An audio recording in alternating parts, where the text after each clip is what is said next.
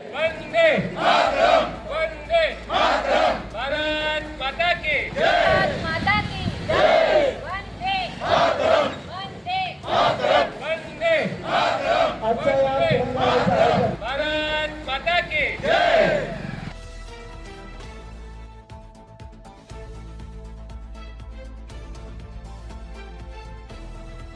22 April रोजी जम्मू काश्मीर येथील पहलगाम येथे झालेल्या दहशतवादी हल्ल्यानंतर भारतीय लष्कराने पाकिस्तानमधील दहशतवादी तळांवर कारवाई करण्यासाठी ऑपरेशन सिंदूर यशस्वीरित्या राबविले.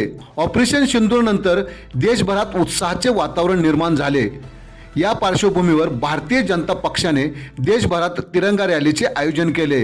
त्याचप्रमाणे पालघर जिल्ह्यातील पालघर पश्चिम मंडळातर्फे मंडळ अध्यक्ष प्रणय म्हात्रे आणि जिल्हाध्यक्ष यांच्या नेतृत्वाखाली पालघर तालुक्यातील सालवड गावात गुरुवारी तिरंगा रॅलीचे आयोजन करण्यात आले होते.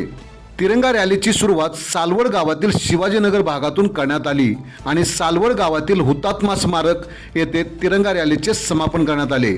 या तिरंगा रॅलीत मोठ्या संख्येने भाजपचे जिल्ह्यातील महिला पुरुष पदाधिकारी आणि कार्यकर्ते सामील झाले होते.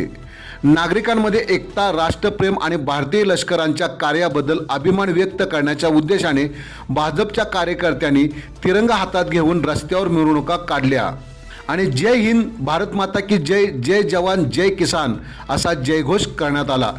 हुतात्मा स्मारकात रॅली पोहोचल्यानंतर प्रथम ज्योत पेटवण्यात आली. त्यानंतर महिला पदाधिकाऱ्यांनी हुतात्म्यांच्या प्रतिमांची आरती केली आणि पुष्प अर्पण करून श्रद्धांजली वाहण्यात आली.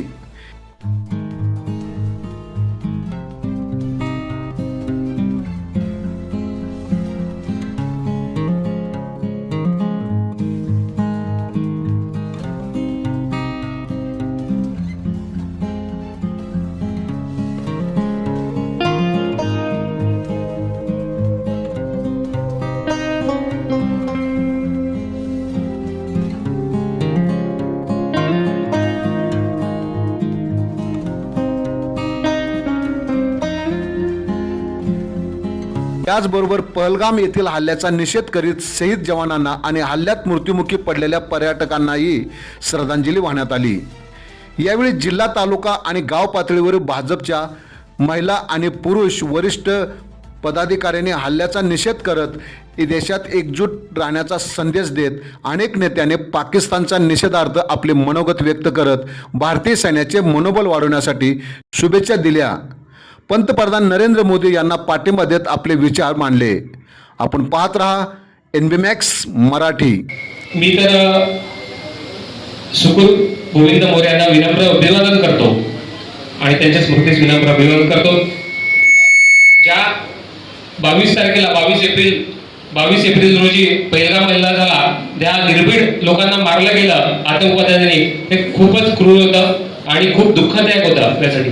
परंतु मोदीजींनी त्यांचं सिंदूर जे पुसून नाही दिलं आणि सिंदूर ऑपरेशन करून घरात घुसून मारलं, त्यासाठी खरोखर मोदीजींना व आपल्या सैनिकांना खूप खूप सन्मान करतो व त्यांना सॅल्यूट करतो या ठिकाणी. तसंच खरोखर आपण मोदीजींनी या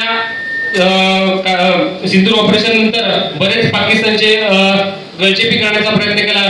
ते सिंधू जल योजना असेल किंवा वाघा बॉर्डरच्या ज्या काही आपल्या ऍक्टिव्हिटीज चालायच्या त्या सुद्धा त्या ठिकाणी बंद करण्यात आल्या.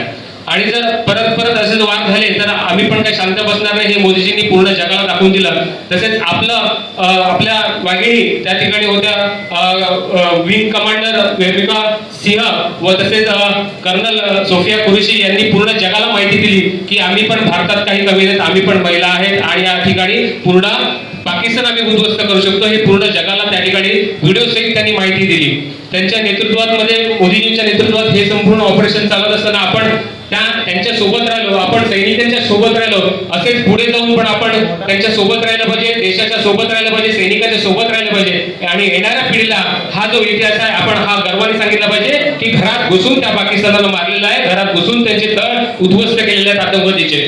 तसेच जाता जाता मी सांगेल, मातृभूमी से बढ़कर कोई वंदन नहीं होता, मातृभूमी से बढ़कर कोई चंदन नहीं होता और वंदे मातरम से बढ़कर कोई वंदन नहीं होता. इतकेच बोलून मी माझे 2 शब्द संपवतो. जय महाराष्ट्र. धन्यवाद प्रणयजी.